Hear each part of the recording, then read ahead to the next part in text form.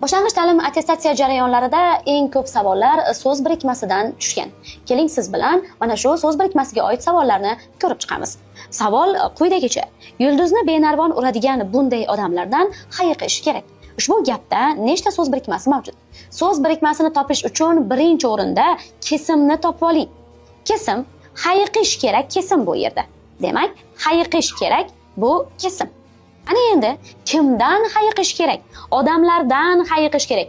To'ldiruvchi va odamlardan hayiqish kerak bog'langan. Bitta bog'lanish. Ikkinchisi, qanday odamlardan? Bunday odamlardan bo'lib, bunday so'zi, demak, odamlar so'ziga bog'langan. Bu ikkinchi bog'lanish. Yana qanday odamlardan? Yulduzni benarvon uradigan odamlardan. Endi siz mana shu yulduzni benarvon uradigan birikmasini bitta so'z birikmasiga olasiz. Nimaga degan savol.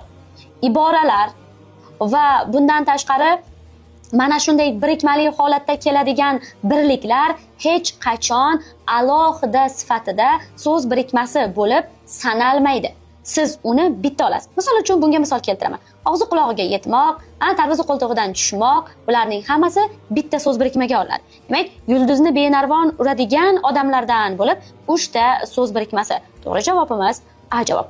Shunday videolar qiziq bo'lsa, Nasiba Abdullayevaga obuna bo'ling va so'z birikmasida qiynaladigan tanishlaringizga yuborib qo'ying.